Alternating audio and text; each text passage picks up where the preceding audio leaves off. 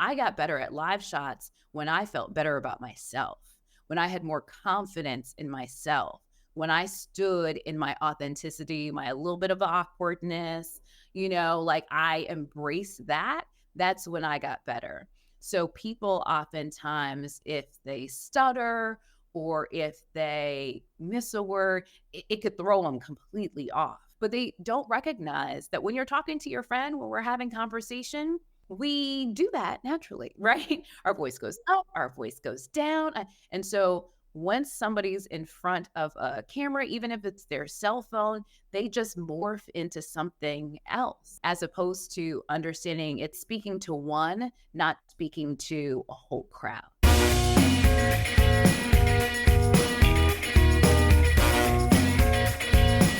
Welcome to Life After Corporate, your ultimate guide for making the leap from corporate leader to entrepreneur. I'm Deb Boulanger, entrepreneur, executive leader, and founder of the Launch Lab for Women Entrepreneurs. This is your time to break through the glass ceiling once and for all and get your ticket to the C-suite. Come back each week to get the leading strategies, advice, and tools that will give you the skills and confidence you need to replace your corporate paycheck. Are you ready? Let's go. Welcome to another episode of Life After Corporate, my friends. And if you're new to our show, welcome home. This is where you get real life strategies on what it takes to build a successful coaching or consulting business after leaving your corporate job. And today we're talking about that journey to entrepreneurship from a journalist point of view, which is very interesting. I always think that journalists make the best marketers. And today we are speaking with Aundrea Cline-Thomas about her journey from successful media journalist to entrepreneur and how she is now helping other entrepreneurs increase their media presence. Welcome, Aundrea, to Life After Corporate. I'm so happy to be here. I really enjoy your podcast. So thank you for having me. Oh, thank you for the podcast, love. I love that. I love hearing from people who love the show. So you know what we're about. Yeah. We're about the real talk about what it takes to really build a business. And so you launched your business recently. So tell us your Life After Corporate journey. What made you make the leap from what feels like a very successful media career, and what brought the realization that now is the time to change and do something different? Yeah, I mean, it was successful by all standards, by all cultural measurements, right? I had won the awards. I got to New York, which is the number one market. I was a local news reporter and fill-in anchor, meaning that I was out in the streets telling all of the stories or in the studio on the desk, kind of leading coverage of what the news of the day was. There were a lot of realizations that I had, though. I think that I wasn't immune to the impact of COVID, and really taking that as a moment to really reflect on where I was in my life and where I wanted to go. And I just kind of found that the effort that I was putting out there was no bigger effort than being out in the street during a global pandemic, in the center of a global pandemic, and really understanding the effort that I was putting out there and quantifying what I was getting back in return and understanding that imbalance. And then really thinking ahead of, okay, well, could that change over time? Is there something that I could do to help change that trajectory over time? And it really, in my estimation of what my trajectory was going to be, that imbalance was going to last forever. In terms of what I value my family, spending time with them. I got to see them, but I didn't get a whole lot of days off. And it's a career where you have to be available all the time, literally all the time, whether it's 7 days a week or from, going in at 2 a.m. or working till midnight. Like, it just depended on the day, right? What schedule you were working. Generational wealth, I saw that the increases were just going to be smaller and smaller. Like, I wasn't going to get to that point financially that I really wanted to be in. I'm a single woman. I'm 41 years old. And then also travel. Like, I like to just go and explore. That's such a joy of mine. And when you don't have a lot of time off, you can't go travel, and I was navigating spending time off to see family or going to explore. And I'm always having to split that. And so I just really believed hard work was never a problem for me. I had done all the things and I had the marketable skills. So I was like, well, let me try it my way. I said, let me give myself 2 years to try it my way and see what will happen. And so I'm still within that 2-year window, but I kind of know too much now to turn back. Right? Yeah. Once you get the taste of living in alignment with your values, Yeah. even though it takes time to replace that corporate paycheck, the benefits of living in alignment with your values can sometimes outweigh the funds in your bank account. Yes. And even though that's a temporary state, right? Right. So it's a temporary state that you're in as you build up this business. But yeah, love of travel versus, covering a robbery in Brooklyn, that's not quite the travel you were looking for. Exactly. Exactly. And also, yes, I'm so glad you said it that way because it's like really seeing the world for. I wrote this in the email the other day. I was just like, instead of talking about the problems, I want to be a part of the solution. And that's just also a fundamental shift in how I want to exist in the world and what I want to offer the world. So yeah, that's central to kind of what I'm hoping to do now. Beautiful. And share what your experience has been so far. What have been some of the highlights? How long has it been since you left? Okay, so I left in July of 2022. While I was building clients, I also had a bridge job that I treated as a client, but it was an actual job. And so then I left that in August of 2023. And so I am fully out here on my own now. You're flying without a net. I am flying without a net. So I'm so glad you mentioned that bridge job too, because there's no one right way to move from a corporate job to entrepreneurship. And having a bridge job is a beautiful way to go. It allows you the freedom and flexibility and the part time that you're not working for that company or doing that initiative or that project to really explore and get the confidence and education you need to succeed. What have been some of the high points for you in the last 18 months since you made that decision? the exposure that I've gotten in journalism, you get to see a lot of things and be around a lot of people. So you really feel like, wow, like I have a really good grasp on how the world works, on how, like, what this ecosystem is. And now it is far bigger, like exponentially bigger than I even imagined, right? I kind of knew a little bit, but I did not know at all. And I did not know how much I had to learn. I had no idea. It's better that way, though. It's better not to know how much I had to learn. But I have really enjoyed learning, and it has empowered me to say, like, I'm in charge. I'm in charge of my fate. And I just have so much confidence in myself and what I can achieve and saying, like I can make it happen. I can have an idea and then bring it to fruition and it can happen. And it's like And then people pay you for your expertise. I mean, it's like a miracle. wild. It's wild. And, these are the things that corporate never wants you to know because it's designed to keep you in a box, right? To keep you on your edge, keep you on your toes, making sure that you don't take your position for granted and all of that. Once you break out of that patriarchal psychology, really manipulation and control and you see that, oh my God, I can create. And I'm so excited for this conversation because I think journalists are the best marketers. Journalists are consummate storytellers. They're the people, you're the people that take complex information, make it simple, distill it down to its basic parts and make it interesting, and I have learned so much from people in my circle who were former journalists. I guess you can take the journalist out of media, but you can't take the journalist out of the journalist. Right. That is something that you always take with you, is that ability to tell a story. And so now you're teaching others. Yes. And another thing that we're able to do, which is kind of a harsh reality that kind of separates us from PR in a way, is that we're able to say, who cares? We're able to step outside of the product or the service and, like, I know that's your baby, but who cares? right? We have to storytell in a way that meets people where they are, as opposed to storytell just from our own personal emotional state. And because that's what we had to do, is that if somebody pitched us a story, we had to pitch it to our managers. And that's the first question: is who cares about this? Who does it impact? Why would anybody want to hear about this? And that's kind of like the thing people don't really say out loud, right? Is that's usually what separates who gets coverage and who doesn't get coverage, is being able to answer that fundamental question of who cares.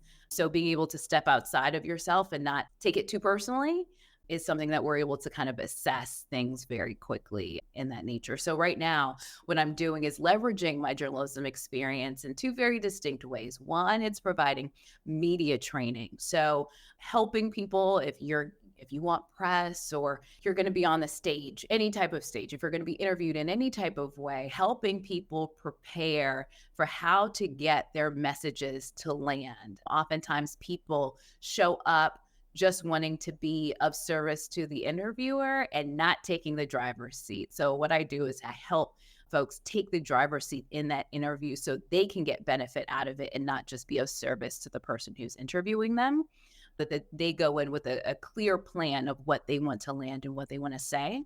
The other way is really helping individuals and companies with their storytelling, whether it be on the stage, whether it be on television, podcasts, and using videos specifically for storytelling. We all know now with social media, video is it.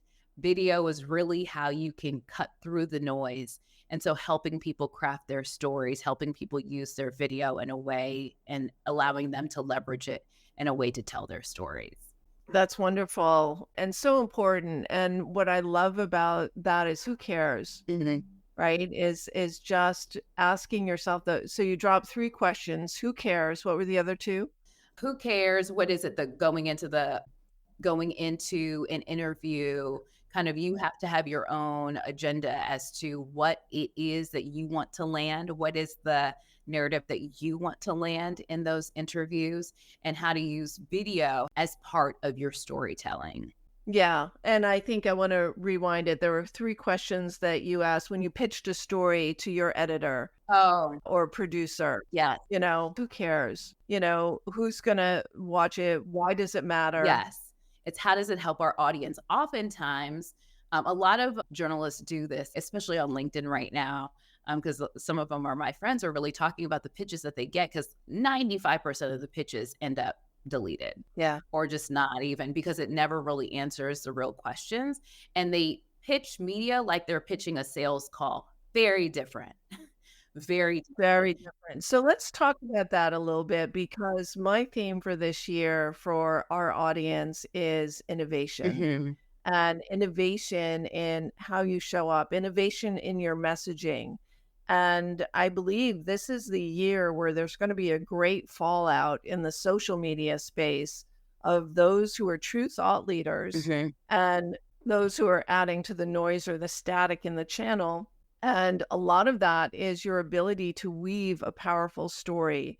And who cares, I think, is a real fundamental question that you need to ask yourself for every single piece of content that you create. And if you find yourself sounding just like everybody else, using these platitudes, I mean, even things that were standout messaging a year ago are part of the noise now, like authenticity, Mhm. like be authentic in your video. Well, okay, everyone's talking about authenticity.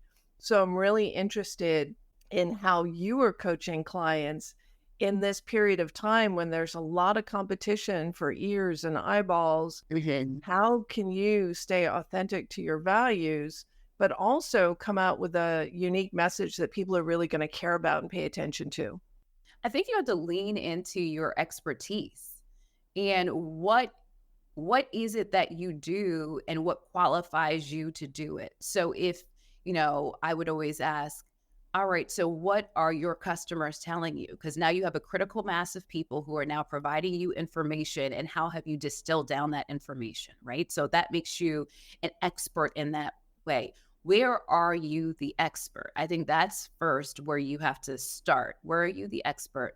And then it's like, how are you telling this story? Who are you talking to?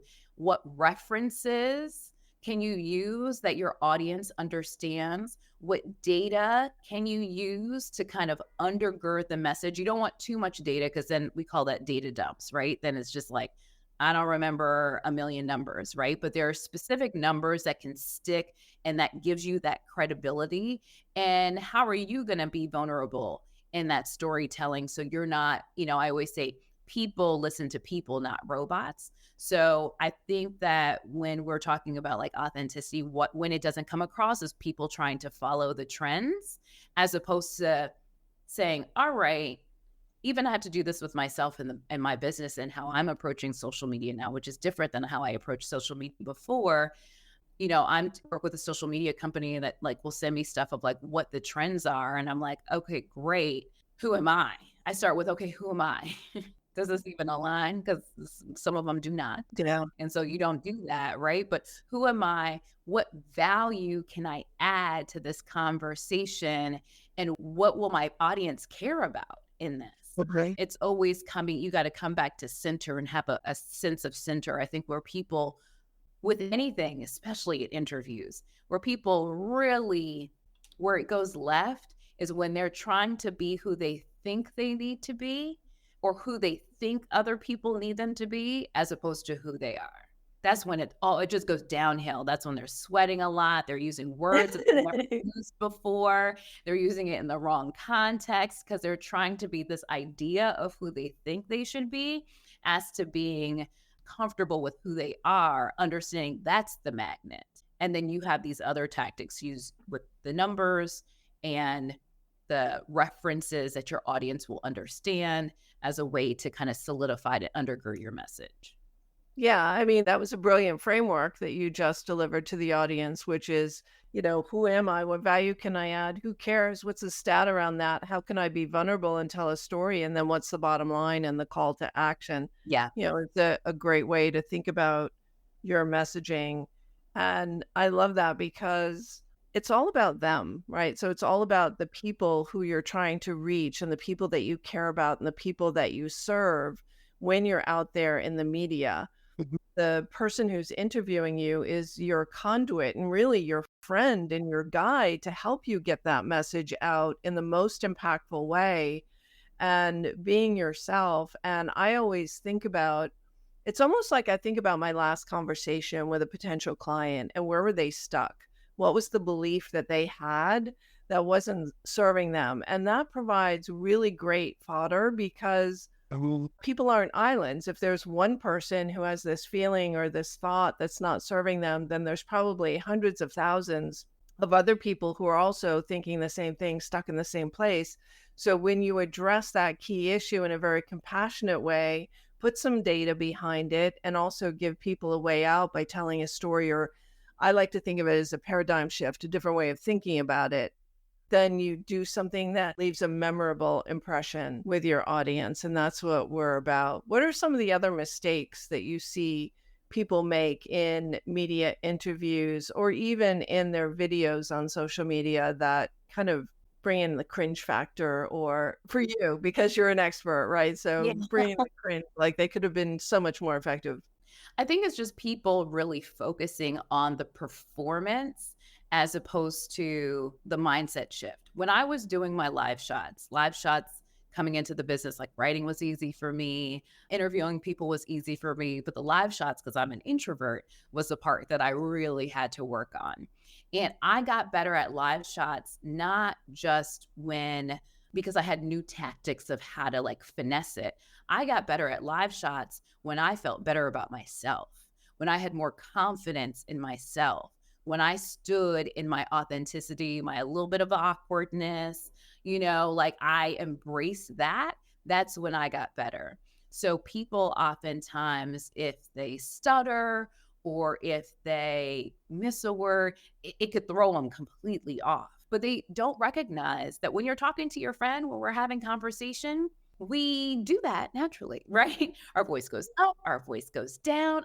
And so once somebody's in front of a camera, even if it's their cell phone, they just morph into something else, right? As opposed to understanding it's speaking to one, not speaking to a whole crowd.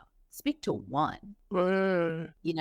Speak to one person at a time, not the whole crowd, and if you think of it, approach it in that way, some of that barrier that the screen has for you, that mental, because your mind will just turn on and off switches, right? Just some of those barriers that keep who you truly are from shining through will lessen if you just talk to one person at a time. That's how I always felt, is that when I was doing my stories, even though I'm in a big studio or whatever, it was just me and it was the camera technician behind. That's who I'm talking to, or my co-anchor. That's who I'm talking to, or the photographer on the other side of like that's who I'm talking to.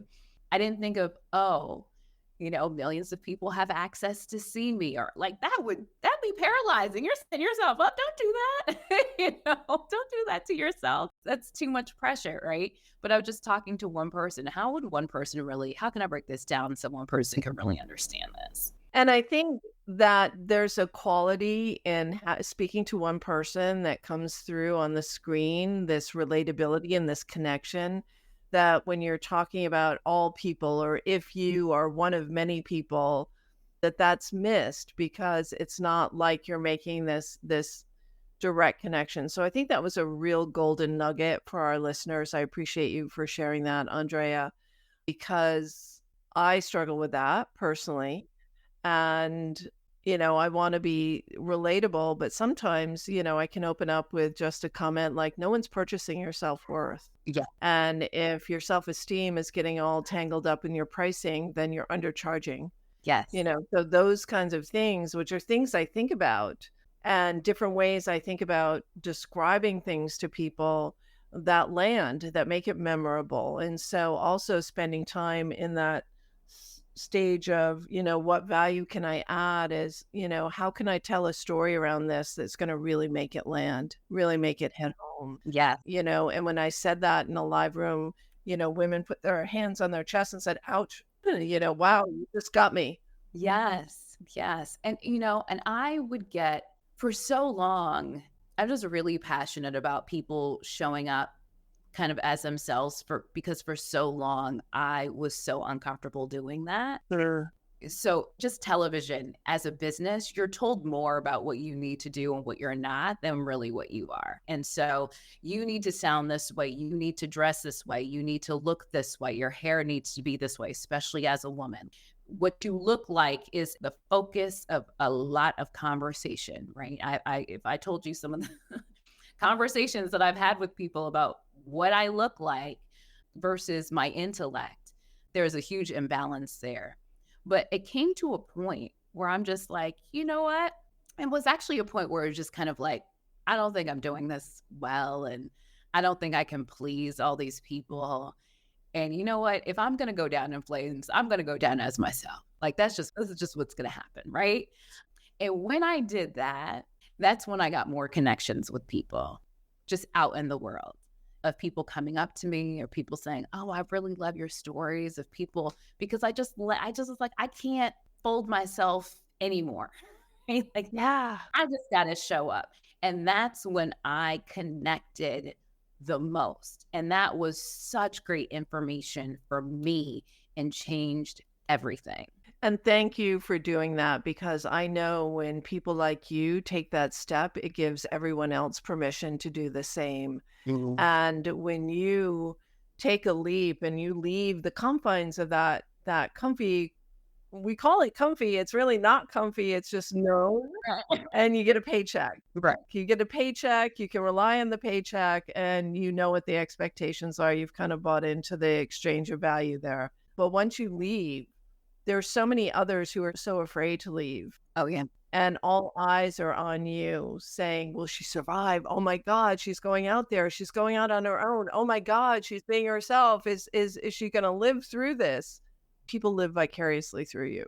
Yeah. And I know that for a fact. And that was part of my commitment to not going back, is that if I don't stick through this and if I don't make this work, then I won't be paving the way for everyone behind me who wants a choice. And there's many choices that women want in life, right? Choices for reproductive freedom, choices, all sorts of choices in relationship, the freedom not to be harassed. but also the freedom to make money any way we choose. Yes. And I think that is the benefit and the promise and the miracle of entrepreneurship is that you get to choose. You get to choose how you make money. You get to choose how you make an impact. You get to choose how to live in alignment with your values. And Aundrea, you're a beautiful representation of that. So thank you. And there is no going back, no going back. No. So I want to turn the conversation toward what people need to know. So for those who are typically more successful in their entrepreneurial ventures, say, they've got proof, they've been at it a few Mhm. years, and media exposure would really be the next level for them. Yeah. That would help them generate more growth, more awareness for their business, get more clients, reach more channels. What are some of the ways that you work with people to get media exposure? Do you work with them to get media exposure or prepare for the media exposure that they've then landed? I work with them to prepare for the media exposure that they've landed. But I can talk about both in terms of getting media exposure. We can start there. So in terms of getting media exposure, there are just a few things that I tell people, I advise people to do. One, the easiest way to kind of get in, the first hit is usually the hardest one. The first and second hits are usually the hardest one. Don't discount your local news stations. Well, I've worked with a group of women entrepreneurs and thought leaders, and they're like, I want an op-ed in the Wall Street Journal. It's like, yes, I want that for you too. But you don't want to go in there. Well, one, it's like very difficult to do. That doesn't mean it's impossible, but they're going to want to see some traction too. But you can't discount your local journalists and journalism organizations as if it doesn't matter. It absolutely does. So one, don't discount kind of the smaller circulations, your local channel. Two, I always say get in on the conversations that are already happening and add your input to it. So if you worked with young people, we're talking a lot about voting. Iowa just happened. Like if you're working with young people and the way to add yourself into the conversation as it relates to the elections is just how are young people thinking right now? I believe they might be the largest voting bloc this election for the first time in history. How can you reach young people? Like those are the conversations that are already happening. What is your unique take on the conversation that's already happening? When I worked with women in the past, they often say like they'd have this something that's very important, yes, that they want to talk about, but no one's talking about it right now. Like there is no link to anything else. You've never gotten any media exposure and you want to talk about what you want to talk about, where you want to talk about it. It just doesn't work that way. You have to get in on a conversation that is already happening and offer your unique value proposition to that. Third is knowing what outlets you're going to target. Everyone is not created equal. Everyone, just because we're all local news doesn't mean we target all the same people. Like Fox has long morning shows that are experiential. So if you have a product like a baked good or whatever, your local Fox morning show would be a great place for you to come and talk about it. If, ABC has something different, CBS is like legacy and it's older and stuff, like you just have to know who you're targeting and what they do. People would email me about like dogs and animals. Like I don't know. I don't talk about that ever. Like I'm not in the animal segment that they have when I'm anchoring. I don't even do the animal segment because that's just not my thing. But you're not paying attention. So you're sending it to me and it's a waste of time. So you have to know where you're sending your pitch to and who you're sending it to. Not saying like, I'm just going to blanket everybody. That's a terrible approach to it. And then the last thing is just logistically send it in the morning. I say between 7:30 and 9 a.m. your pitch in the morning. That way it can be considered during the morning editorial meetings. If you have an event, to get the most chances of having coverage, you want your event to be between Monday and Friday, between like 9 and like 2 to get the highest chance of coverage, because that's when all the newsrooms have like the most people there, just like logistically.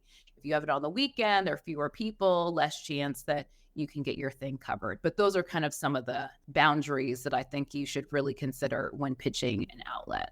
And as the chief creative officer or coach Yeah. of Mountain Court Media, what are some of the ways that you're working with clients to get them prepared for those media opportunities once they've landed them, once they've found that something that's relevant? And I love your advice of, number one, go local.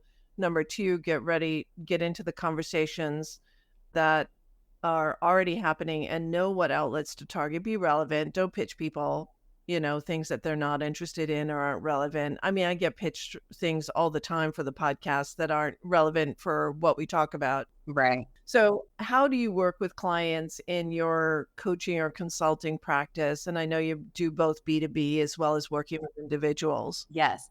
And so the biggest thing is that when you're getting prepared is, what do you want to say? What do you really believe about the thing that you're going to talk about? What do you want to say? So that's whether, if you're representing a broader company, then you have to understand kind of what the framework is around that. But what is it? What's the thing that you want to land? That's number one. Number two, we call it don't bury the lead. Say what you've got to say it again, and then tell them what you just told them. Right? You can never repeat it too much to make sure that you're landing your message. So many people wait to be asked that perfect question then to land their message. No, you want to land your message as soon as possible in the interview. Three, you want to make sure that you're preparing for some off-topic questions to be asked. So if there's something that might be controversial in that space, we see it all the time. Executives getting on national television, there's a crisis at hand, they're asked a question, and they stumble, fumble, and bumble. And I sit there like, who's their team? Who did not prepare them? This is the most obvious question, and they have not constructed an answer for it. You have to understand what else is happening in the space tangentially, what other questions you might be asked, and create the answer before you get asked that question of what you're going to say. Also, if you get some of those questions, don't make things up on the fly, right? So just pivot away from that question and saying, well, this is what I believe. There's some ways that you can pivot. This is what I believe. Or if they say something that's not rooted in fact as a premise for the question, you want to make sure that you correct it in real time. Or our data states that XYZ, and then you can bridge to what your perspective is on that topic. So you just want to know how to kind of pivot the conversation if it starts getting a little bit tense. Okay. But the biggest thing I would say is understanding what you want to say in the conversation and making sure you land it. And again, it goes back to having the data to support it, having the anecdotes to go with it. So you want to have the data to say the facts and figures, but you also want to say, if you have a service, you want to, for example, how have your customers used it and benefited from it? I had this customer who, when she went through our program, she 10x'd her income, or I've had, a stay-at-home mom who you're telling the story about it, right? Like, you always want to have a story, you want to have a fact, and you want to share your why and why you got into this and why you care about it in the first place. Yeah, and that's great. Just foundational premise for good communications, not just interviewing, right? Yeah. So let's suppose there's someone in our audience who has designs on being on the Today Show. I'm just going to make something up. So one of our listeners has a desire to be on the Today Show. Yeah. What would you say to that person? What advice would you give them on preparing for being on the Today Show? Because everything's possible. Yes, it absolutely is. Yeah, everything is possible. So where would they start? And what are just some of the steps that they need to take in order to get there? So steps in terms of like booking it, or steps in terms of like being prepared? for it. Of being prepared for a yes on the other end, Yeah. because I think you already covered some of this is, go local. If you're Yeah. shooting for the Today Show, don't make that your first rodeo, Right. right? Go out and get coverage in other places. So what would be that process if the Today Show is my holy grail? What Yes. do I need to do to position myself for that to be an easy yes for the show producers? Oh, okay, fantastic. One, it's sharing all of your wins when you're pitching them. And I've been seeing here, here, here, here, here, because they want to see that you can perform on camera. That's why I say, like, local news, it's lower barrier, but you use that, you leverage that for the Today Show because they want to see, oh, she's great and she can interact on camera. That's the biggest thing. In terms of what you're going to pitch, their audience, morning show, moms, it's women centered. So whatever you're doing, it has to have a women centered focus. But it depends. Like the third hour is a lot lighter. It's not as hard. It's not as hard news. It's more lifestyle.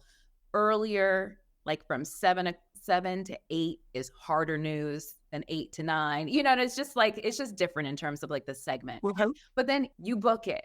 Amazing. They're gonna fly you up to New York. This is your moment. Be present. Yeah. Once you're there a lot, when you're getting mic'd up, you can get out of your body. You want to make sure that you are in your body and present. If for anything, so you can remember the moment. You want to practice beforehand what you're going to say. Say it out loud. There's no practicing in your mind. Get in front of a mirror and start talking. You're going to feel weird. Great. That means you're doing it right. And start talking so you can see yourself, so you don't have to worry what you possibly look like because you've already seen yourself say the words, right? Where this is also like getting to nitty gritty. Wear something that you love. Wear something that makes you feel great. Wear something that makes you feel comfortable and beautiful. If you can, put on a pop of color. Don't go put something on that you're uncomfortable in. So you have to pulling your clothes. That's the worst thing, right? Wear something that makes you feel like $1,000,000 and then have fun. Have fun because, the hosts are so trained. They're not going to be there to see you fail. Right. They're going to be cheering you on too. The producers are going to prep you beforehand. You're going to have calls beforehand before it happens. They don't just plop you on and see what happens. There's a whole process. But you want to make sure you have fun. They're there to help you. If you lose your word, they're going to be there to help you find it. They're there to help you succeed. So you really want to go in and have fun. And before you blink, it'll be all over because it's only a few minutes and it feels like 2 seconds once you do it. But yeah, that's what I would say. Oh, I'm so excited. Like, I want to work with you right now and go pick some local news station. I was thinking Long Island TV. I could get on Long Island TV. That would be so much fun. Oh, Yeah. yeah, News 12, all of those would be very easy for you to get on. And especially another thing to do in terms of like finding when to fit in. We've got Women's History Month coming up. That's probably the easiest pitch. If there's something like a cause, if it's autism awareness, if it's like everything has a month, there's always a story about the month, the week, the special day. And so you pitch them, just a few days ahead. For Women's History Month, they're going to be planning for it in February. So you really want to pitch maybe by the second week of February, the latest for the Women's History Month as they're, planning it out and stuff like that. But that's what I always say is just like, it can be the news of the day, but it can also be around a month, a time, kind of stuff like that. Great advice. Aundrea, I could talk with you forever, but we've come to the end of this episode and even gone a little bit long, which is fine with me.